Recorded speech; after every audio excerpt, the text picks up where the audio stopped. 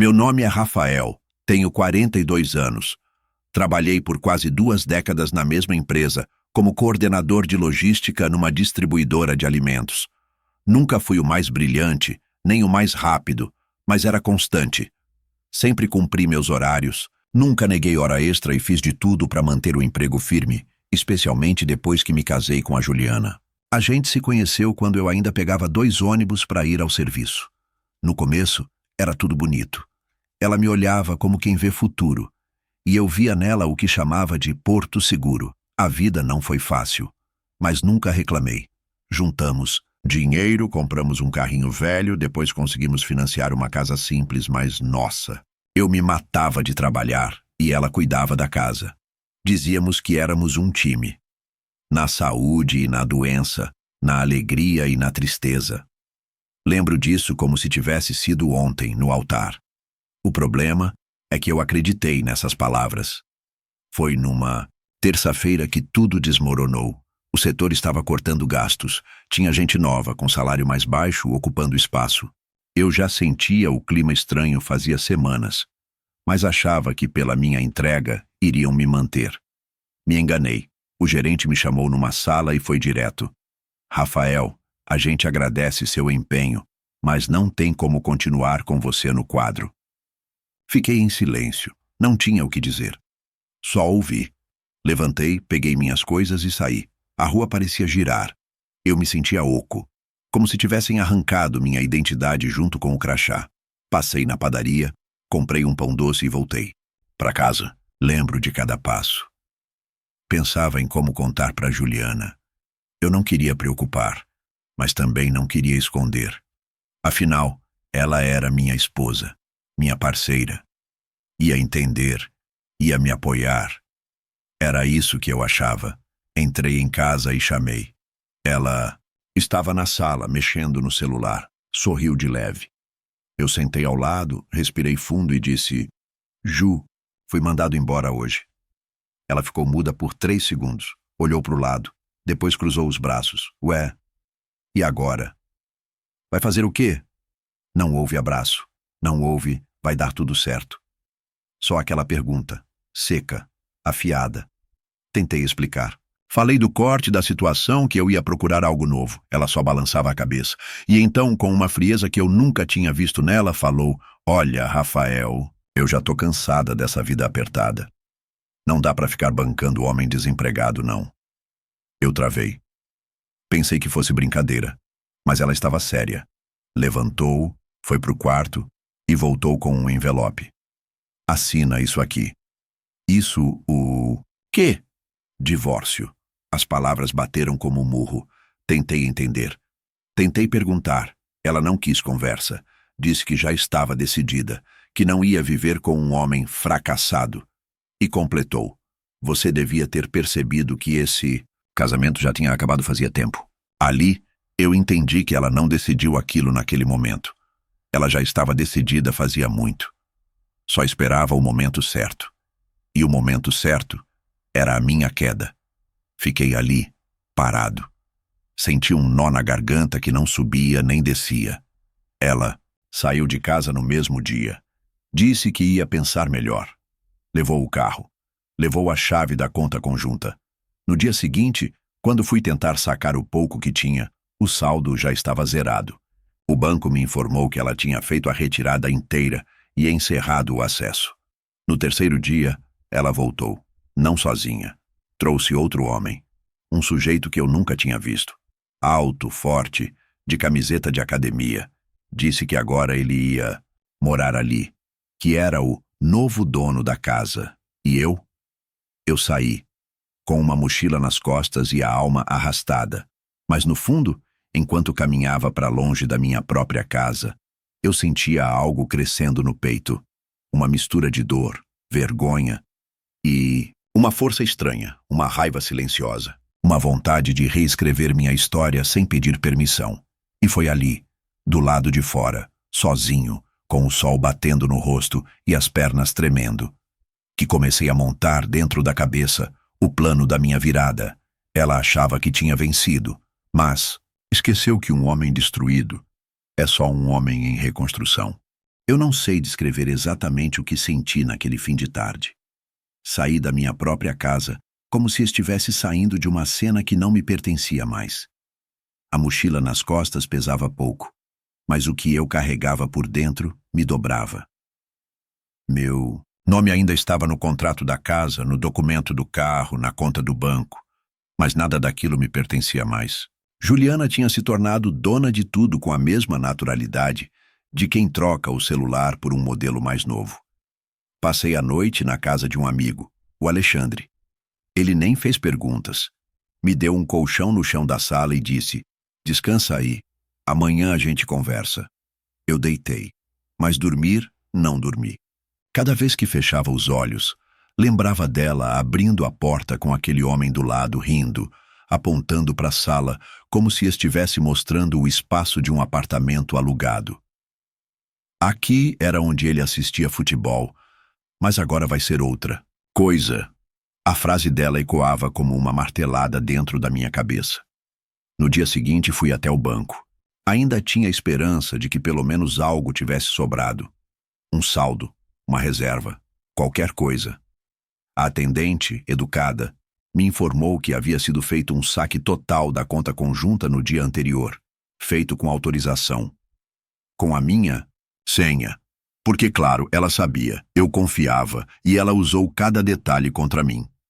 "Quer encerrar a conta, Sr. Rafael?" Ela perguntou. Olhei para a tela. Um saldo zerado. Uma conta que levei anos para construir. E agora era só um número oco. "Sim, encerra." Pedi também o extrato. E ali, preto no branco, estava o valor exato do golpe. R$ 37.248,19. Tudo o que sobrou de anos de trabalho. De finais de semana dobrados, de férias recusadas, de sonhos adiados. Aquilo doía mais do que a traição. Era a confirmação de que, para ela, eu nunca fui um parceiro. Fui um investimento que ela sacou quando não rendia mais. Fui até a garagem do prédio onde morávamos. O carro não estava mais lá. Liguei na seguradora. Já tinha sido transferido para outro seguro. Meu nome ainda constava como proprietário, mas ela tinha usado uma procuração antiga para movimentar tudo. E mais uma vez, a culpa era minha. Porque eu assinava tudo por confiança. Voltei para a casa do Alexandre e contei tudo. Ele me ouviu em silêncio. Depois perguntou: "Você quer reagir ou só lamentar?" Fiquei quieto por um momento.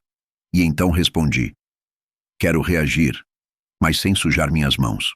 No fundo, eu sabia que aquele era só o início. O fundo do poço ainda estava mais embaixo. Mas algo em mim começava a mudar. Não era raiva explosiva. Era aquele tipo de raiva que vai esfriando e endurecendo. Comecei a procurar emprego na mesma semana. Nenhum retorno. Meus contatos profissionais eram todos da empresa antiga. E o mercado estava fechado para mim. Passei a vender água e pipoca nos sinais da cidade com um carrinho emprestado, do Alexandre. O primeiro dia foi duro. Eu via os olhares. Ex-colegas passavam de carro e fingiam não me ver. Eu, que já coordenei entrega de alimentos em 4 estados, agora vendia 2 oulais por garrafa. Mas tinha uma diferença ali. Eu sabia que mesmo naquele chão quente, na calçada rachada, cada venda era minha. Cada moeda que caía no caixa era suor meu. Ninguém podia tirar aquilo. Enquanto isso, recebi uma intimação do advogado dela. Pedido de divórcio formal, partilha dos bens. Ela queria metade do que eu ainda não tinha. Me acusava de abandono, de descontrole emocional, de instabilidade. Disse que fui violento no tom, no dia que ela me apresentou o novo namorado. Violento no tom. Engoli tudo calado. Assinei os papéis e escrevi no campo de observação: "Que Deus seja o juiz entre nós." Guardei uma cópia. Guardei tudo. Não como lembrança, mas como parte do combustível. Passei meses calado. Trabalhando de manhã, estudando à noite, vendi água, depois pão de queijo. Depois passei a entregar marmita. Até que um dia, enquanto entregava um pedido numa loja de bairro, o dono me chamou para conversar. Disse que gostava do meu jeito, que eu era educado, pontual. Me perguntou se eu tinha interesse em abrir algo próprio E naquele momento a resposta veio como um sopro dentro do peito. Tenho, só me falta uma chance. Ele riu. Então vamos conversar. Talvez eu tenha a peça que você precisa.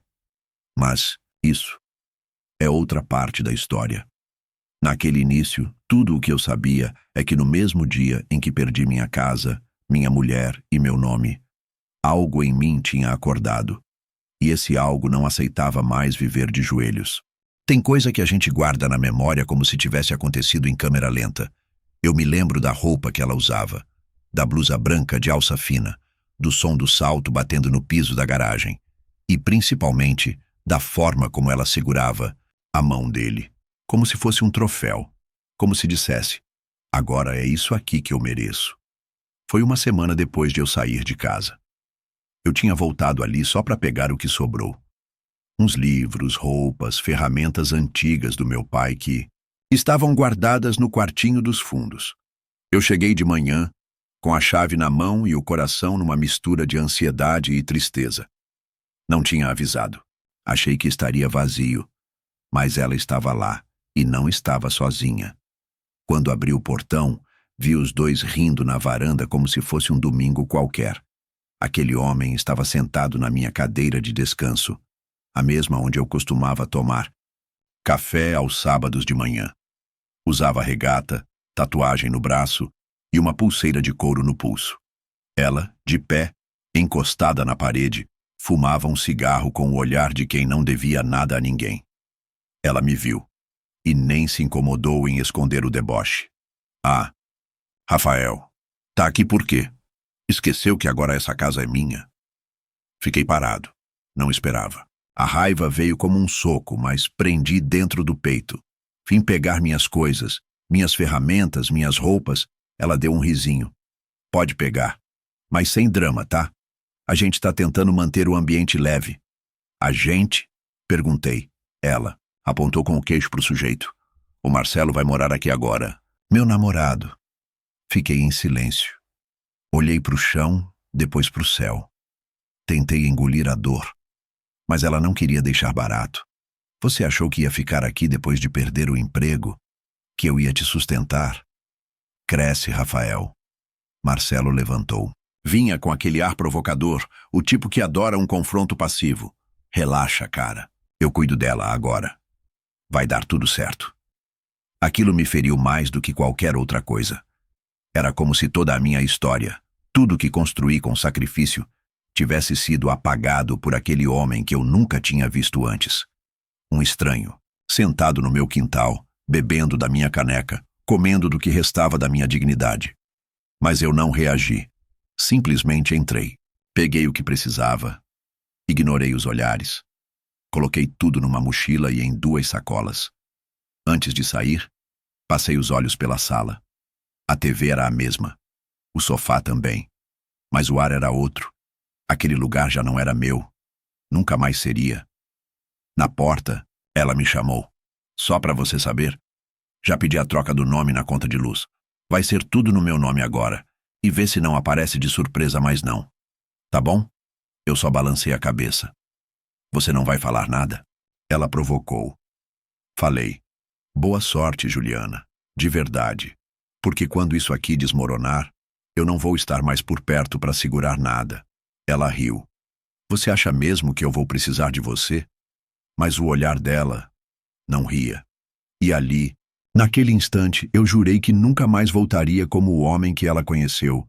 Se um dia eu voltasse a cruzar aquela calçada, seria com algo que nem ela, nem o tal Marcelo, nem ninguém poderia tirar de mim. Minha reconstrução. E foi nesse dia que eu passei a viver como quem prepara uma resposta. Não com palavras, mas com resultados. Porque tem gente que só acredita quando vê. E ela ia ver. A rua parecia mais longa naquele dia. A mesma rua em que eu já havia andado tantas vezes, agora pesava de um jeito diferente sob meus pés. Cada passo que eu dava me afastava da casa onde enterrei anos da minha vida. E não estou falando só de tijolo, telha e parede. Falo de sonho, de sacrifício, de promessas que fiz para mim mesmo quando mal tinha 20 anos e acreditava que o amor era o suficiente para segurar o mundo de pé. Na mochila, levei umas 2 mudas de roupa, meu barbeador, antigo, e um envelope com algumas fotos do meu pai e da época do meu primeiro emprego. O resto ficou, ou porque não cabia, ou porque eu já não fazia questão. Passei em frente à mercearia do seu Ademar, e ele me acenou como sempre fez, sem imaginar que dentro de mim havia um cemitério de gritos que eu ainda não sabia como calar. Todo mundo vê o corpo, o gesto, o rosto, mas ninguém vê o que o peito carrega. E naquela manhã, meu peito era uma caixa preta cheia de escombros. Tomei o ônibus em silêncio. Sentei no último banco, encostei a cabeça na janela e deixei o asfalto desfilar como se fosse um filme de fim triste. Mas não chorei, não naquele momento. A dor tinha passado do ponto da lágrima. Era uma dor que secava, que esvaziava por dentro, como se eu tivesse sido espremido até não sobrar nem voz. Fui direto para a casa da minha tia Cida. Era pequena, simples, mas sempre foi um abrigo. Ela não perguntou muita coisa, só abriu a porta e disse: "Fica o tempo que precisar." Dormi, naquele dia, num colchão velho no chão, com o som do ventilador rangendo no teto. Mas dormi em paz pela primeira vez em semanas, porque ali ninguém ia me humilhar. Ninguém ia dizer que eu era peso morto. Ali, eu era só o Rafael, o cara que caiu, mas que ainda respirava. Os dias seguintes foram de silêncio. Acordava cedo, tomava café com pão amanhecido e saía para andar. Sem rumo, sem pressa. Eu só queria sentir o mundo sem ser esmagado por ele. Comecei a ir à biblioteca pública, onde me escondia nos livros como quem procura abrigo em palavras. E ali, entre páginas de histórias de outros homens derrotados, encontrei forças invisíveis que me diziam: "Não é o fim." Voltei a escrever também. Nada demais. Anotações soltas, pensamentos, promessas. Uma das frases que escrevi e nunca esqueci foi: "Ela levou minha casa, meu carro e meu nome no papel, mas nunca vai levar o homem que eu posso me tornar." Foi nesse período que comecei a pensar diferente. Comecei a olhar para as coisas como sementes, não como cinzas. Entendi que às vezes o fundo do poço é o único lugar onde você pode parar de cavar e começar a subir. E eu queria subir. Não para mostrar nada para ela, mas para mim mesmo. Porque no fim, a vingança mais bonita não é a que destrói o outro. É a que te reconstrói por inteiro. E naquela sala apertada, dormindo num colchão no chão, eu jurei para mim mesmo que nunca mais alguém pisaria em mim sem ver meu reflexo de volta. Essa dor que ninguém viu, foi ela que me deu o impulso que eu nunca tive. Eu nunca vou esquecer o primeiro dia em que fiquei parado no sinal com aquele isopor improvisado. O sol rachava o asfalto e o suor colava minha camisa no corpo. Não era só calor, era a vergonha queimando junto. Um homem de quase 40, com currículo, com diploma, com anos de empresa nas costas, agora ali, vendendo garrafa por R$ 2 para motorista que nem olhava na minha cara. Mas eu olhava. Eu decorava os rostos. Aprendi rápido a distinguir quem tinha pressa, quem tinha pena e quem apenas estendia a mão por educação. Não era só água que eu vendia, era meu orgulho engolido em goles lentos. Mas cada nota de R$ 2 que caía no fundo da caixa era uma promessa que eu fazia em silêncio. Isso não vai durar para sempre. Na rua, enquanto as buzinas gritavam e o calor judiava, meu pensamento ia longe. À noite, no quartinho da casa da tia Cida, eu pegava o caderno velho que achei no fundo da gaveta e começava a anotar tudo. Ideias, contas, nomes de possíveis produtos. Eu não tinha mais nada a perder, e às vezes é justamente aí que você começa a ganhar. Eu sonhava em fazer algo meu, algo pequeno, mas honesto, algo que ninguém pudesse tirar de mim. A ideia era simples, um carrinho de bebidas naturais, bem apresentável, com entrega em escritórios e pontos fixos. Pode parecer ridículo hoje, mas na época todo mundo riu. "Vai virar vendedor de suco?" diziam. Eu não respondia, nem precisava. Cada risada era lenha. Cada dúvida era combustível. Enquanto isso, ela continuava vivendo na minha casa. com o novo marido, postando fotos sorridentes, escrevendo frases sobre liberdade e recomeços. Aquilo doía, mas não me distraía, porque agora era minha vez de recomeçar. Só que em silêncio, sem plateia para aplaudir ou vaiar. Só eu e meu plano. O que ninguém viu foi que aquele caderno virou meu mapa, e os poucos trocados que sobravam da água que eu vendia começaram a ser investidos em copinhos, embalagens, etiquetas caseiras feitas no computador emprestado do vizinho. Na calada, eu criava o que seria meu novo nome, meu novo começo, meu renascimento. E toda vez que alguém dizia, isso não vai dar certo, eu sorria de canto e pensava, não precisa dar certo agora. Só precisa me tirar do lugar onde ela me deixou. No silêncio das madrugadas, enquanto ela dormia ao lado de outro homem na cama que foi minha, eu plantava. E quem planta com dor, colhe com raiva, mas transforma com sabedoria. A primeira compra que fiz foi um erro. Comprei polpa demais, sem geladeira para armazenar. Os sucos perderam a validade em 2 dias, e eu fiquei olhando para aquele balde cheio de prejuízo como quem olha para a própria ignorância. Mas não desisti. Eu tinha exatos R$ 300 guardados, e depois daquele tropeço, cada centavo passou a ser contado como se fosse sangue. Era tudo o que eu tinha, entre continuar caído ou levantar pela última vez. O segundo passo foi mais cuidadoso. Comprei uma caixa térmica decente, mais resistente que o isopor do começo. Imprimi etiquetas improvisadas com o nome que tinha escolhido no caderno. Algo simples, mas que carregava o que eu queria me tornar. Alguém que inspira confiança, alguém que é lembrado. Comecei a vender em porta de escritório, no calor da hora do almoço. Levei não na cara como quem leva tapa. Portas fechadas, seguranças expulsando, gente debochando. Mas teve um dia específico que me marcou. Uma antiga colega da empresa me viu ali, parado, suado, segurando as garrafas. Ela olhou de cima a baixo e soltou um riso abafado, como se aquilo fosse uma piada do destino. Depois passou reto, sem nem responder meu boa tarde. Aquilo me queimou por dentro. Eu pensei em largar tudo, mas voltei para casa e escrevi no caderno. Um dia você vai pedir para investir na minha empresa. Essas frases me guiavam, e por mais que o negócio não rendesse quase nada nos primeiros meses, eu estava construindo algo sólido. Enquanto os outros riam, eu reinvestia. Aprendi com erros bobos. Descobri que a embalagem bonita vende mais do que sabor. Descobri que o sorriso na entrega fideliza mais do que o preço baixo. E, principalmente, descobri que ninguém precisa acreditar em você no começo, desde que você não seja o primeiro a duvidar. Minha ex-esposa, por exemplo, continuava zombando em mensagens soltas. Isso é vida? Ela dizia num áudio, me chamando de teimoso, de fracassado, de iludido. Disse que o outro cara ia abrir uma loja, que ela ia ser mulher de empresário. Tudo bem. Eu não respondia. Cada humilhação virava uma meta, tal.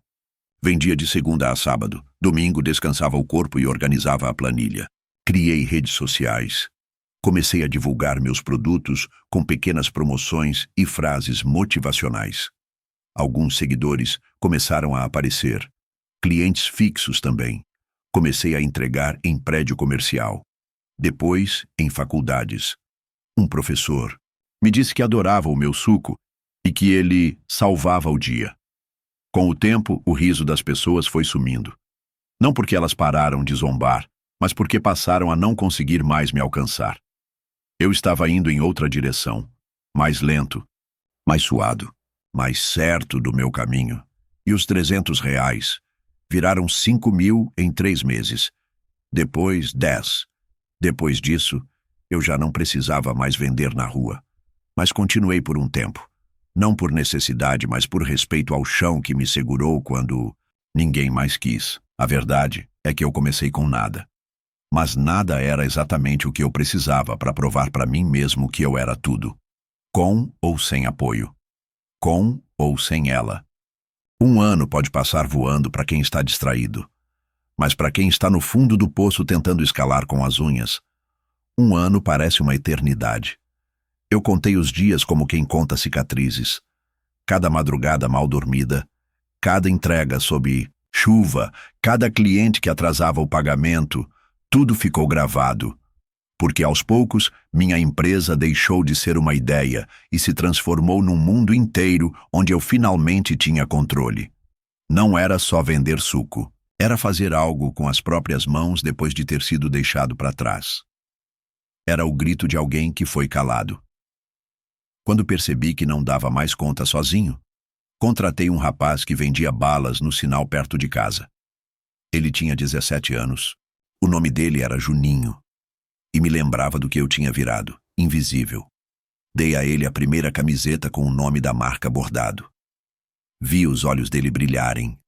Aquilo me doeu e me curou ao mesmo tempo. Montei um pequeno ponto numa galeria popular com o dinheiro que juntei nos primeiros 8 meses. Era um espaço minúsculo, mas limpo, com um balcão de vidro e uma geladeira emprestada. O que antes era só um cooler na calçada, virou uma pequena lanchonete. As pessoas começaram a perguntar quem estava por trás daquele negócio que cresceu tão rápido. E eu sempre dizia, um cara que foi chamado de fracassado. Comecei a estudar sobre empreendedorismo em vídeos gratuitos.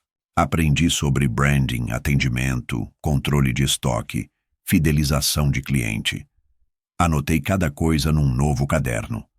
O primeiro já estava rasgado e manchado, mas guardado como uma relíquia. Com o novo, tracei metas. Escrevi: quero pagar o aluguel de um lugar só meu até o fim do ano. Consegui isso 2 meses depois. No 10º mês, registrei a marca. O nome simples que criei no caderno agora estava em contrato, em letreiro, em cartão de visita. Fui num shopping e vi uma pessoa tomando meu suco com um adesivo da marca estampado no copo. Senti um nó na garganta. Aquele nome, que antes só eu levava a sério, agora era parte da vida de outras pessoas. Enquanto isso, o silêncio dela continuava. Nenhuma mensagem, nenhum áudio. Mas eu via. O perfil dela nas redes sociais parecia mais vazio. As fotos com o tal empresário sumiram. Uma amiga em comum me disse que ele largou tudo e foi embora. E ela voltou para a casa da mãe. Não que eu me importasse, mas ver o castelo de areia desmoronar sem precisar tocar nele foi como assistir à justiça sendo feita em silêncio. Eu, que saí de casa com uma mochila nas costas e um coração estraçalhado, agora tinha 3 funcionários, uma conta jurídica com saldo positivo e planos de expansão. Mais do que isso, eu tinha algo que ela nunca teve: verdade. Comecei a ser convidado para feiras de pequenos negócios. Dei entrevista para um canal local. Um apresentador me chamou de exemplo de superação. Eu sorri, mas por dentro só pensava no sofá onde dormi, nos dias que passei com fome, na vergonha de pedir ajuda, na humilhação de ver outro homem ocupando o espaço que era meu, na casa que eu pagava. Cada coisa que conquistei, conquistei calado. Não para parecer humilde, mas porque aprendi que a vingança mais doce não é gritada. É servida fria na forma de resultado. Meu mundo, que antes cabia em uma caixa térmica, agora tinha endereço fixo, CNPJ, alvará, funcionário e cliente fiel. E o mais importante, tinha propósito. Era meu recomeço, minha identidade, meu grito de eu consegui. Na porta da minha lanchonete, mandei escrever uma frase na parede. Aqui, a gente serve mais do que suco. Serve respeito. A frase virou bordão, depois virou post, depois camiseta. E toda vez que alguém perguntava o motivo dela existir, eu só sorria e respondia: história longa. Porque era mesmo. Mas ela ainda não tinha acabado. Estava só começando. Foi numa quarta-feira à tarde. A lanchonete estava cheia, como de costume. O calor típico do verão fazia o suco gelado sair rápido do balcão. Eu estava com o avental sujo de polpa de maracujá e uma lista de compras na mão quando escutei alguém chamando meu nome. Não um senhor, não um moço, mas o meu nome mesmo. Um chamado direto. E no tom que só ela usava. Quando virei, vi. A mulher que dividiu 8 anos de cama comigo. A mesma que 1 ano antes me deixou sem casa, sem conta, sem chão. Estava ali, de óculos escuros, segurando a alça da bolsa como se fosse escudo. Parecia menor do que eu lembrava, ou talvez fosse o peso da queda. Ela sorriu, e naquele sorriso eu percebi tudo o que ainda restava. A vergonha mal disfarçada, o orgulho quebrado, a ausência de qualquer certeza. Perguntou se podia conversar comigo. 1 minutinho. Eu assenti com a cabeça, com a curiosidade fria de quem assiste ao retorno de um fantasma. Saímos para a calçada. Ela tirou os óculos, revelando um rosto mais cansado, olhos ligeiramente fundos. Tentou puxar conversa sobre o calor, sobre como a cidade estava diferente. Eu apenas olhava. Não sentia raiva. Não sentia amor. Só uma estranha neutralidade. Era como se aquela figura tivesse sido importante numa vida que eu não reconhecia mais como minha. Então ela começou. Disse que as coisas não tinham saído, como esperava. Que o homem com quem foi embora tinha mostrado um lado que ela não imaginava. Que as promessas viraram dívida. Que ele a deixou com contas atrasadas, sem carro, sem apoio. E que ela tinha se lembrado de mim, justamente de mim, justamente agora. Eu sei que errei, ela disse. Mas a gente viveu tanta coisa juntos e eu sinto sua falta. Respirei fundo. Não por raiva, mas para conter o impulso de rir. Não era deboche. Era incredulidade. Era como se o universo estivesse testando se eu ainda era o mesmo homem que saiu da casa dela com uma mochila e um coração esmagado. Ela tentou se aproximar. Falou do quanto eu tinha mudado, do quanto ela se impressionou com o que eu construí. Disse que tinha acompanhado pelas redes, que soube da matéria no jornal, que uma amiga comentou sobre meu negócio de sucesso, mas nada do que ela dizia era de verdade. O tom da voz dela denunciava. Ela não tinha vindo por mim, tinha vindo por tudo aquilo que agora me cercava. Pela loja, pela estabilidade, pela imagem renovada que eu construí enquanto ela desaparecia nos braços de outro. Disse que estava morando com a mãe, que não conseguia trabalho, que estava tentando recomeçar. E que pensou que talvez, eu ainda tivesse espaço para ela. Espaço? Ela usou exatamente essa palavra. A mesma que me negou quando ocupou todos os cômodos da casa com outra pessoa. Foi então que eu me dei conta de que era a hora. Pedi que esperasse 1 minuto. Entrei na loja, peguei o celular no balcão. Voltei e, sem dizer nada, abri o aplicativo do banco. Mostrei o extrato da conta da empresa. Mostrei os últimos depósitos, as transferências, o faturamento do mês. Nada com arrogância. Só com firmeza. Foi com esse extrato que você mexeu, eu disse. Mas agora ele tem meu nome sozinho. E eu prefiro que continue assim. Ela não disse nada. Apenas olhou. E nos olhos dela, eu vi um vazio que já conhecia. O mesmo que um dia morou em mim, quando me vi sem nada. Só que agora estava nos olhos dela. E de alguma forma isso me libertou. Ela tentou disfarçar a decepção. Disse tudo bem, meio engasgado. Disse que torcia por mim. E que se eu mudasse de ideia, sabia onde me encontrar. Eu apenas sorri. Voltei para dentro com a leveza de quem, pela primeira vez em muito tempo, se sentia inteiro. Ali estavam meus funcionários, meus clientes, meu mundo. Nada disso ela tinha ajudado a construir.